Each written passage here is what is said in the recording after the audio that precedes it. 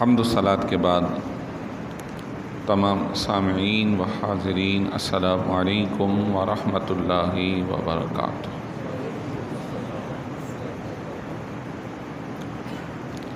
ایک آیت مبارکہ پڑھنے کا شرف حاصل ہوا۔ اللہ تبارک و تعالی صحیح سماعت کرنے اور عمل کی توفیق عطا فرمائے۔ نبی کریم رؤوف الرحیم صلی اللہ تعالی علیہ وسلم کی شخصیت، آپ کی سیرت اور حسن اخلاق کے حوالے سے کچھ باتیں انشاءاللہ سماعت کریں گے تاکہ اللہ تعالی ہمیں بھی ان کے نقش قدم پہ چلنے کی توفیق عطا فرمائے۔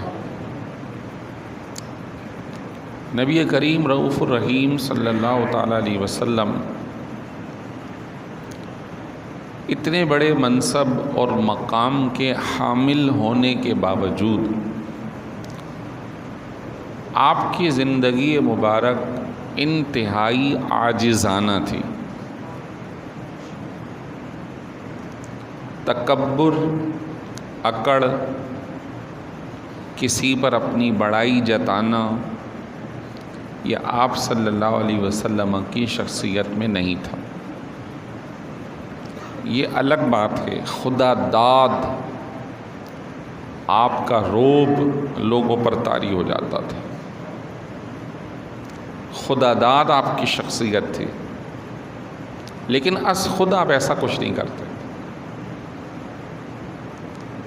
اور جو دیکھتا وہ سہم جاتا تھا۔ اور آپ صلی اللہ علیہ وسلم اپنے مزاج مبارک میں انتہائی نرم دل تھے۔ چنانچہ ایک صاحب ملنے آئے تو آپ صلی اللہ علیہ وسلم کا جو روحانی روب ہے وہ ان پہ طاری ہو گیا۔ اب وہ کھڑے ہیں اور سوچ رہے ہیں کہ میں کہاں کھڑا ہوں، اور ان کا جسم کپ کپانے لگا۔ اور یقیناً ایک صاحب ایمان اگر دربار کے سامنے کھڑا ہو تو اس کے رونگٹے کھڑے ہو جاتے۔ یہ آپ کا مقام، یہ آپ کی شخصیت کا روب ہے جو اللہ نے رکھا۔ تو وہ کپ کپانے لگے، تو آپ نے انہیں تسلی دی کہ میں کوئی ظالم جابر بادشاہ نہیں، اور پھر انہیں اس کے مقام کے اعتبار سے فرمایا کہ میں بکری کے دودھ پینے والا ہوں، فرش پہ سونے والا ہوں، گھبراؤ نہیں۔ یعنی اسے تسلی دی، وہ ٹھنڈا ہو گیا۔ آپ صلی اللہ علیہ وسلم کی شخصیت کا یہ پہلو کہ آپ انتہائی عاجزانہ تھے، اور عاجزانہ رہنے کی تعلیم اور تربیت بھی دیا کرتے۔ آپ صلی اللہ علیہ وسلم جب چلتے تو اکڑ کے نہیں چلتے کہ سینہ نکالا اور پہلوانوں کی طرح۔ آپ جب چلتے تو آپ کی نگاہیں نیچے رہتی تھیں، اور جب کسی کی نگاہ نیچے رہے تو اس کی گردن اکڑتی نہیں ہے، دھیمے انداز میں چلتے۔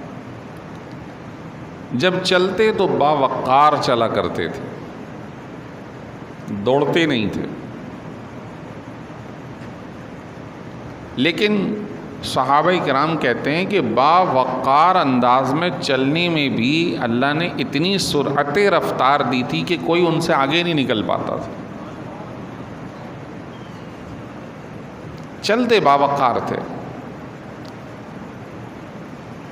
دوڑ لگانا یہ نہیں، متانت کے ساتھ انتہائی سنجیدگی آپ کے چہرے مبارک پہ رہا کرتی تھی۔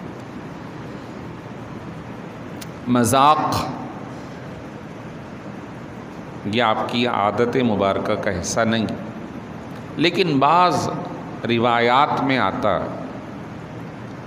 آپ علیہ الصلاۃ والسلام کے کچھ واقعات سیرت کی کتابوں میں درج ہیں کہ آپ نے کسی سے ایسی بات ضرور ارشاد فرمائی ہے کہ جس سے سامنے والا مسکرا گیا،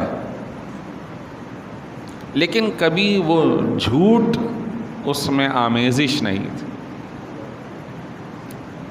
جیسے کہ خاتون کا تذکرہ آتا ہے، کہنے لگی حضور دعا فرمائیے اللہ مجھے جنت میں داخل فرمائے، تو وہ بڑی بھی تھیں، فرمایا کوئی بوڑھی جنت میں داخل نہیں ہوگی۔ اب وہ روئے، فرمایا جو بھی جائے گا وہ جوان ہو کر جنت میں داخل ہوگا، یہ حقیقت ہے۔ ایک صاحب آئے، حضور مجھے اونٹ چاہیے، ضرورت مند ہو۔ فرمایا کہ جاؤ بھائی اسے اونٹ کا بچہ دے دو۔ عرض کرنے کہ حضور وہ بچے کا میں کیا کروں گا، مجھے تو کام کے لیے چاہیے۔ فرمایا جو بھی اونٹ ہے وہ کسی اونٹ کا بچہ ہی ہے۔ تو ازراہ تفنن فرمایا بھی، لیکن یہ عام حالات میں نہیں، کبھی کبھی خال خال۔ تو آپ صلی اللہ علیہ وسلم یعنی انتہائی غصیلے، سخت مزاج یہ نہیں تھے، بلکہ قرآن پاک نے آپ کی شان بتائی۔ یہ 4 پارے کی آیت ہے، فرمایا فَبِمَا رَحْمَةٍ مِّنَ اللَّهِ لِنْتَ لَهُمْ، اللہ کی رحمت کے طفیل آپ مسلمانوں کے لیے نرم ہو گئے ہیں۔ وَلَوْ كُنْتَ فَظًّا غَلِيظَ الْقَلْبِ لَانفَضُّوا مِنْ حَوْلِكَ، اگر آپ تیز مزاج ہوتے، تیور چڑھانے والے ہوتے، تو یہ آپ کے ارد گرد سے کب کے ہی دور ہو چکے ہوتے۔ اب تک کی جو بات سامنے آئی وہ ہمارے لیے یہ ہے کہ لوگ یہ سمجھتے ہیں کہ اگر میں چہرہ ٹیڑھا بنا کے رکھوں، مزاج ترش رکھوں تو ہی میری لوگوں پر کوئی شخصیت ظاہر ہوگی، تو یہ غلط ہے۔ ایسے تیز مزاج شخص کے سامنے بظاہر کوئی کچھ نہیں بولے گا، لیکن پیچھے ضرور اس کو ناپسند کریں گے۔ ارے انتہائی متکبر آدمی ہے، اس سے تو بات کرنا بھی فضول ہے۔ اور جو حلیم طبیعت کا ہو، نرم طبیعت کا ہو، تو سامنے بھی اور بعد میں بھی لوگ یہ کہتے ہیں یار وہ آدمی بڑا اچھا، مل کے طبیعت خوش ہو گئی، مل کے طبیعت خوش ہو گئی۔ نبی رحمت سرکار دو عالم صلی اللہ علیہ وسلم کوئی ملنے آتا تو آپ نے فرمایا کہ جب بھی کسی مسلمان بھائی سے ملو تو مسکرا کے ملو، تبسم ہو اس کے چہرے پر۔ کہ کسی بھائی مسلمان بھائی کو اچھے چہرے سے ملنا بھی نیکی ہے، صدقہ ہے۔ نبی رحمت سرکار دو جہاں صلی اللہ علیہ وسلم امام الانبیاء ہیں۔ آپ اپنے وقت میں ایک بہت بڑی سلطنت کے گویا سربراہ بھی ہو گئے کہ سارا علاقہ مکہ مدینہ اور دور دراز کے علاقے بھی آپ کی ریاست کے ماتحت ہو گئے، لیکن کبھی بھی بادشاہی مزاج آپ نے نہیں اختیار کیا۔ آپ صلی اللہ علیہ وسلم کے اخلاق عالی اس قدر بلند تھے کہ اللہ تعالیٰ نے فرمایا وَإِنَّكَ لَعَلَىٰ خُلُقٍ عَظِيمٍ، کہ حبیب بے شک آپ تو اخلاق اعلیٰ مرتبے پر فائز ہیں۔ آپ کے اخلاق کا کیا کہنا۔ سیدہ عائشہ طیبہ طاہرہ رضی اللہ تعالیٰ عنہ، حضرت علی المرتضیٰ کرم اللہ وجہ الکریم، حضرت انس اور بہت سارے دوسرے صحابہ جو آپ علیہ الصلاۃ والسلام کی خدمت میں عرصے تک رہے ہیں، وہ ان کا بیان ریکارڈ پر موجود ہے. فرماتے ہیں کہ آپ صلی اللہ علیہ وسلم انتہائی نرم مزاج تھے. حضرت انس تو کہتے ہیں میں نے 10 سال تک حضور کی خدمت کی، اور لازم بات ہے کوئی بھی کام مزاج کے خلاف ہو سکتا اور ہوا بھی ہوگا، لیکن کبھی مجھے یہ نہیں کہا کہ انس تم نے یہ کام کیوں نہیں کیا، یا یہ کام میں نے کہا تھا یہ تم نے وقت پہ کیوں نہیں کیا. ہو گیا تو ٹھیک ہے، ورنہ نرمی سے سمجھا دیا یہ کر لو دوبارہ. کہتے ہیں شیریں زبان تھے، آپ کی گفتگو انتہائی میٹھی اور نرم ہوا کرتی تھی. خندہ رو، یعنی جب بھی آپ کو چہرے کو دیکھا جائے تو وہ سخت مزاج نہیں تھا، نرم مزاج چہرہ تھا. سبحان اللہ. لبھائے مبارک پہ ہمیشہ تبسم رہا کرتا تھا. وقار اور متانت سے آہستہ گفتگو فرماتے تھے. کبھی ایسا نہیں ہوا کہ ایک گفتگو کے اندر کوئی دوسری بات ایڈ کر دی جو پہلی اور دوسری سمجھ میں نہیں آئی. ایسا ہوتا ہے ہم تیز تیز بہت ساری باتیں کر جاتے ہیں بس اوقات اپنے جذبے میں، جوش میں، لیکن کبھی آپ علیہ الصلاۃ والسلام اس طرح گفتگو نہیں فرماتے تھے. اللہ ہمیں توفیق عطا فرمائے.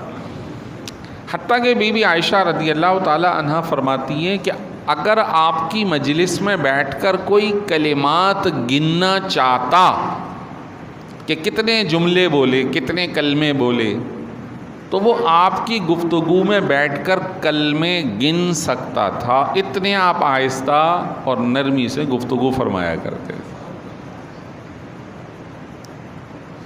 لہٰذا ہمیں اپنی گفتگو کا انداز بہتر کرنا چاہیے کہ انسان جو سامنے والا ہے وہ بھوکا پیاسا برہنہ نہیں کہ اسے کپڑے کھانے پینے کی ضرورت ہے، وہ میٹھی گفتگو کا محتاج ہے، وہ انداز شیریں کا طلبگار ہے.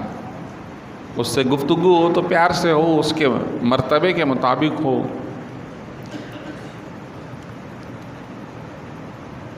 آپ صلی اللہ علیہ وسلم کا معمول تھا کسی سے ملتے وقت ہمیشہ سلام آپ کیا کرتے تھے. سلام میں پہل. مصافحہ آپ خود فرماتے تھے، اور جب تک دوسرا ہاتھ نہیں چھوڑتا تھا آپ ہاتھ نہیں کھینچتے تھے. آج کل ٹرینڈ چلا ہوا ہے، پورا ہاتھ بھی نہیں ملاتے، 2 ہاتھ تو دور کی بات ہے، 4 انگلیاں پکڑا دی. تکبرانہ انداز ہے، اور بعض مذہبی لوگ بھی یہ کر جاتے ہیں جو کہ غیر مناسب رویہ.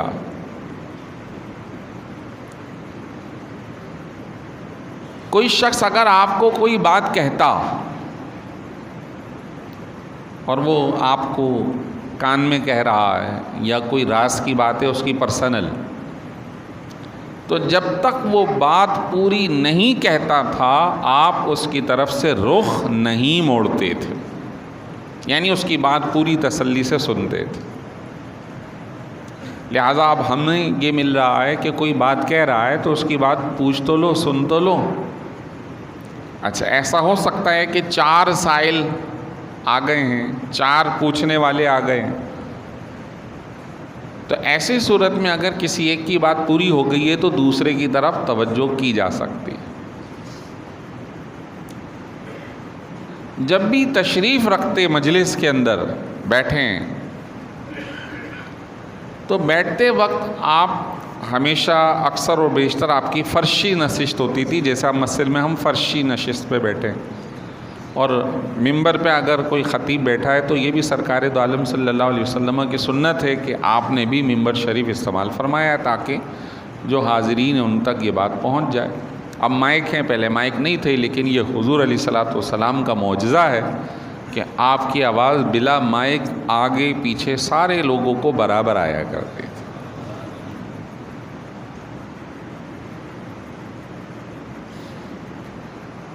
جب مجلس پوری ہو جاتی اور کوئی باہر سے آتا اور جگہ نہیں ہے تو اول تو قرآن نے بھی یہ کہا کہ آنے والوں کو جگہ دو. بہت سارے لوگ اکڑ کے بیٹھ جاتے ہیں, مسجد میں اعلان کرتے رہتے ہیں بھائی دروازوں پہ کھڑے نہ ہو. بہت سارے ہمارے بھائی ایسے, ان کو کچھ بھی کہہ لو وہ چوڑے ہو کے کونے پہ راستے میں کھڑے ہوئے ہوں گے. یہ اخلاق کی بات نہیں ہے. اخلاق یہ ہے کہ آپ آگے کی صفحے پہلے پوری کریں, اس کے بعد جہاں آپ کو جگہ ملے. اور اگر کوئی باہر سے آ رہا ہے, جگہ ہے, کشادگی ہے, تو اسے جگہ دی جائے. آپ علیہ الصلوۃ والسلام کا رویہ کہ اگر جگہ پوری ہو جاتی تھی تو اس نئے آنے والے کو آپ بلا کر اپنے پڑوس میں خود سے رکھ جاتے تھے اور فرماتے تھے یہاں بیٹھ جا. اپنے پڑوس میں بٹھا لیا کرتے تھے. اور کبھی ایسا ہوتا کہ جگہ ہی پوری ہو گئی اور پڑوس بھی بالکل ٹائٹ ہے, تو آپ اپنی چادر اس کی طرف اچھال دیتے کہ اس کو وہاں بچھا کے وہاں بیٹھ جاؤ. یعنی اپنی چادر مبارک اسے عطا کرتے کہ بھئی یہ وہاں بچھا لو اور ادھر بیٹھ جاؤ, جگہ اندر پوری ہو گئی. وسعت قلبی, کشادگی, دل کی کشادگی, یہ ہماری تربیت ہونی چاہیے. یہ اسلامی طرز زندگی ہے. آپ یقین مانیں کہ اسلام اس قدر شاندار مذہب اور دین ہے, اس قدر شاندار تعلیمات ہے. امت مسلمہ آج زوال میں, یا ہمارا معاشرہ جو زوال میں ہے, وہ ترک تعلیمات اسلامی کی وجہ سے. اگر ہم وہ اپنا لیں, یقین مانیں کہ لڑائی جھگڑے تنزل یہ سب دور ہو جائے. اللہ اس قوم کو بہت بلندی عطا فرماتا ہے. ہم دوسروں کو بعد میں بلیم کریں, اپنی شخصیت اور اپنی ذات پر اگر غور کریں تو ہم بہت ساری چیزوں کو چھوڑے ہوئے, جو بنیادی حصہ ہے.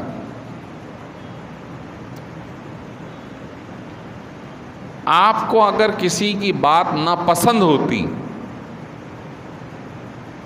اور وہ ایسی بات تھی کہ جو دوسروں میں بھی پائی جا سکتی ہے, تو کبھی بھی نام لے کر نہیں کہتے تھے.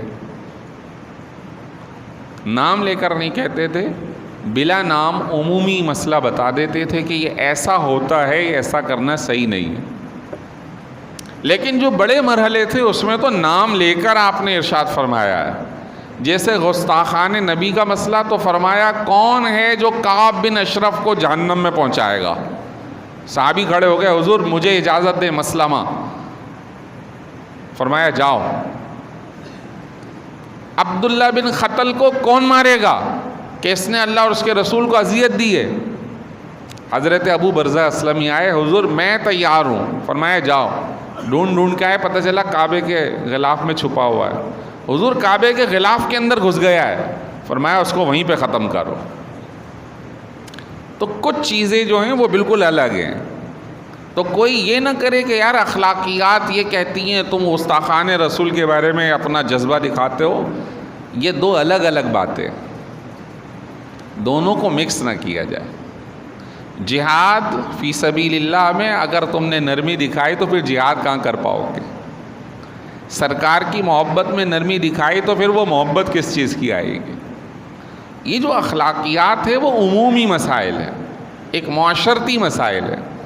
لیکن جہاں غضب اور شدت کی بات کی گئی ہے وہ اسلامی حمیت اور غیرت کی بات ہے, اس کو اس میں مکس نہ کیا جائے. بہت سارے لبرل ٹائپ کے لوگ ہوتے ہیں, وہ کہتے ہیں جو کرنا ہے کرنے دو, حضور تو بڑے رحمت للعالمین تھے.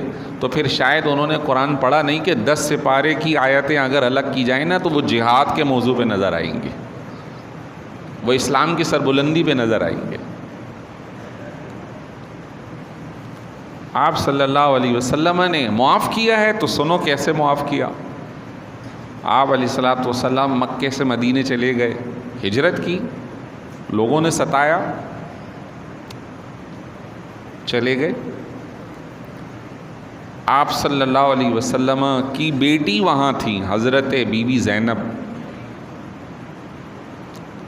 بدر کے موقع پہ گرفتار ہوئے, ان کو کہا کہ انہیں بھیج دینا. کہا جی بھیج دوں گا. جب وہ آ رہی ہیں تو ایک شخص جس کا نام ہے حبار بن اسود, وہ آپ علیہ الصلوۃ والسلام کی صاحبزادی, جو بڑی صاحبزادی ہیں, ان کے تعاقب کرتے ہوئے نکلتا ہے. اس وقت بی بی زینب رضی اللہ تعالی عنہا بچے کی امید سے بھی ہیں، اس نے پیچھے سے اونٹ پر سوار خاتون پہ نیزہ مارا، اور اس قدر شدید حملہ ہوا کہ وہ خاتون زمین پہ گری، ان کا حمل بھی ضائع ہوا، اور اسی شدت میں حضرت سیدہ زینب کا انتقال ہو گیا، حضور کی سگی بیٹی۔ ظلم اور زیادتی دیکھیے، وقت گزر گیا، حضور بڑے ملول خاطر تھے، بہت زیادہ غمگین تھے کہ ذاتیات کا تو مسئلہ تھا نہیں، وہ تو قوم کو ہی اسلام کی دعوت دے رہے تھے، یہ جہنم میں جا رہے ہیں یا یہ جنت میں جانے والے بن جائیں۔ وقت گزر گیا، لیکن اولاد کا غم کبھی ختم ہوتا ہے؟ حبار بن الاسود مدینہ منورہ میں اللہ نے توفیق دی، توبہ کرنے کے لیے پہنچ گئے، سرکار کے سامنے کھڑے۔ اب رحمت للعالمین کا مسئلہ، آپ صلی اللہ علیہ وسلم کی بارگاہ میں اسلام لانے کی بات کرتے ہیں۔ آپ صلی اللہ علیہ وسلم نے اسے یہ نہیں کہا کہ تو نے میری بیٹی کو مار دیا، وہ تیرے ظلم و زیادتی کی وجہ سے شہیدہ ہو گئی، نہیں، بلکہ اس کو کلمہ پڑھا کر دائرہ اسلام میں کر دیا تاکہ یہ بھی جنت میں جانے والا بن جائے۔ یہ ہے رحمت للعالمین۔ حضرت امیر حمزہ رضی اللہ تعالی عنہ اتنا پیار، اتنا شدید، یہ چاچا بھتیجے تھے، اور ایک ہی خاتون حضرت بی بی سویبہ کے یہاں دونوں نے دودھ پیا ہے، دونوں یوں رضائی بھائی بھی تھے، بہت قلبی تعلق تھا آپس کا، اور حضرت امیر حمزہ حضور سے قلبی تعلق کی وجہ سے ہی مسلمان ہوئے تھے، شکار کرنے گئے ہوئے تھے، پیچھے سے سرکار دو عالم صلی اللہ علیہ وسلم کعبۃ اللہ شریف میں نماز ادا کر رہے ہیں۔ ابو لہب اور ابو جہل اور اس طرح کے ٹائپ کے جو لوگ تھے، انہوں نے زیادتی کا شکار کیا، آپ کو زد و کوب کیا گیا، حضرت صدیق اکبر زخمی ہو گئے۔ واپسی آ رہے تھے تو کسی خاتون باندی غلام نے کہا کہ تمہیں پتہ ہے آج تمہارے بھتیجے محمد کو انہوں نے مارا ہے، یعنی زیادتی اور ظلم کا شکار کیا، اور وہ کچھ کر نہیں رہے تھے، وہ تو نماز ادا کر رہے تھے، یعنی عبادت میں مصروف تھے۔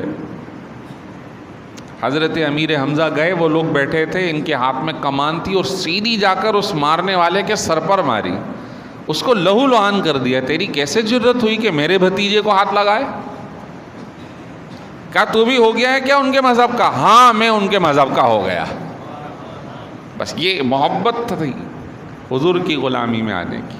بظاہر چاچا ہیں، لیکن جب نبی کا کلمہ پڑھ لیا تو وہ امتی، اب مرتبہ نیچے۔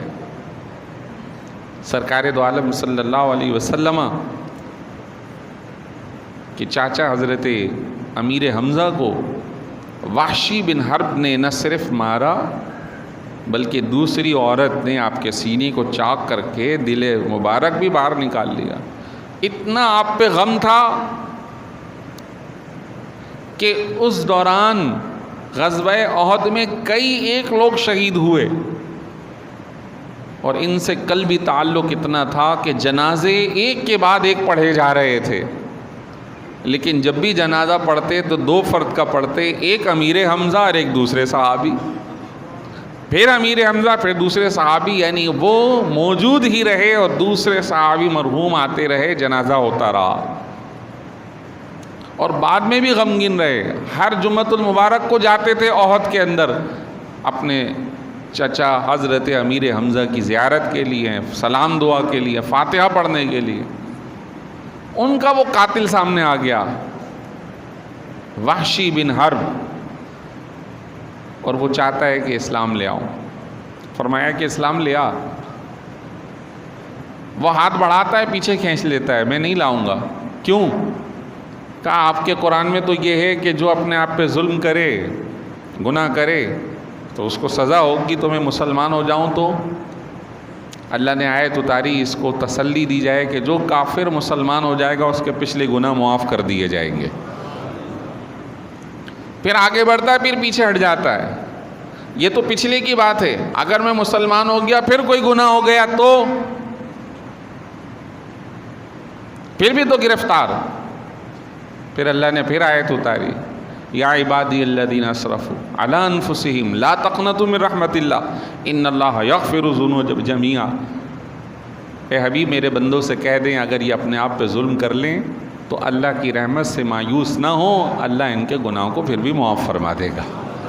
جب یہ آیت اتری تو وحشی بن حرب اب ہاتھ میں ہاتھ رکھ کر کلمہ پڑھتا ہے، بیعت کرتا ہے۔